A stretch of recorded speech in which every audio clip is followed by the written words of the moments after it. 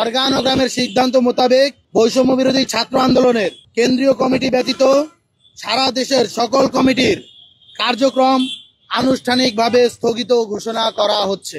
আজকে সারা বাংলাদেশে গতকালকের ঘটনা এবং এর মাঝেও অনেকগুলো ঘটনায় আমরা দেখতে পেয়েছি, সেখানে বৈষম্য বিরোধী ছাত্র আন্দোলনের ব্যানারকে ব্যবহার করে নামে বেনামে কর্ম অপকাণ্ড করার চেষ্টা করা হয়েছে এবং হচ্ছে। এই সম্পর্কে আমরা যেদিন আত্মপ্রকাশ করেছিলাম সেদিনই আমরা সতর্ক করেছিলাম যে এই ধরনের কোনো কিছু বরদাস্ত করা হবে না। তথাপি তা দেখতে পেয়েছি এইখানের ভিতরে বিভিন্ন মহলের রাজনৈতিক দলগুলোর শেল্টারে, যেহেতু এই কমিটিগুলো যখন গঠন করা হয়েছিল সেই কমিটি গঠনের দায়িত্বে যারা ছিল তারা যেহেতু বিভিন্ন ধরনের রাজনৈতিক দল মতের ভিতরে চলে গিয়েছে, তো তখন দেখা গিয়েছে যে তাদেরই শেল্টার বা অন্য ক্ষেত্রে অন্যান্য রাজনৈতিক দলগুলোর শেল্টারে অনেক সময় তারাও বিপদগামী হয়েও, জুলাই গণ অভ্যুত্থানের যোদ্ধা যারা তাদের অনেকেই বিপদগামী হয়েছে। এই মুহূর্তে ভিজিবলি কন্ট্রোল করা আমাদের পক্ষে প্রায় অসম্ভব হয়ে দাঁড়িয়েছে। RICL TMX, যুগের পর যুগ স্থাপনা থাকে মজবুত। অর্গানোগ্রামের সিদ্ধান্ত মোতাবেক বৈষম্য বিরোধী ছাত্র আন্দোলনের কেন্দ্রীয় কমিটি ব্যতীত সারা দেশের সকল কমিটির কার্যক্রম আনুষ্ঠানিকভাবে স্থগিত ঘোষণা করা হচ্ছে।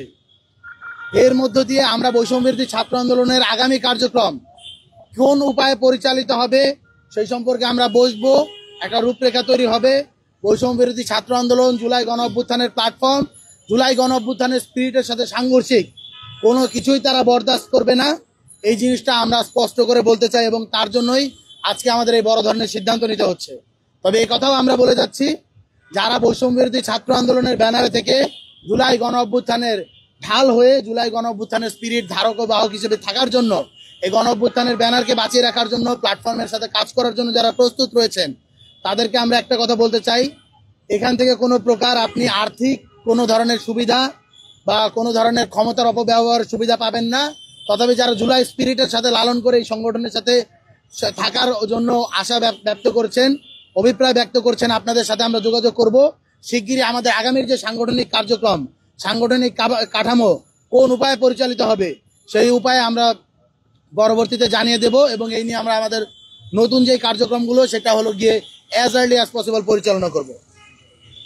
এবং আরো একটা জিনিস আমরা ক্লিয়ার করতে চাই, আইনশৃঙ্খলা বাহিনীকে আমরা আহ্বান করছি, সারা দেশে আজকের এই প্রেস কনফারেন্সের পর থেকে বৈষম্য বিরোধী ছাত্র আন্দোলনের ব্যানারকে ব্যবহার করে যারা যারা কোনো প্রকার অপকর্ম করার চেষ্টা করবে, আমরা এখান থেকে স্পষ্ট জানিয়ে দিতে চাই আপনারা তাদের বিরুদ্ধে অ্যাকশন নিন।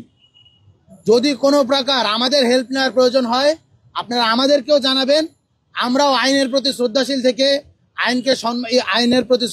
থেকে আমরা আপনাদেরকে সার্বিক সহযোগিতা করার চেষ্টা করব।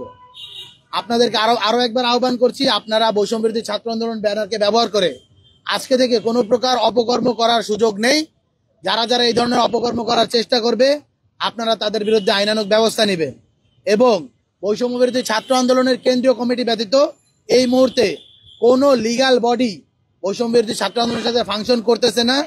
এর পরবর্তী সিদ্ধান্ত না আসা পর্যন্ত আমাদের এই সিদ্ধান্ত বলবৎ থাকবে। আসসালামু আলাইকুম, ইনকিলাব জিন্দাবাদ, সবাইকে ধন্যবাদ।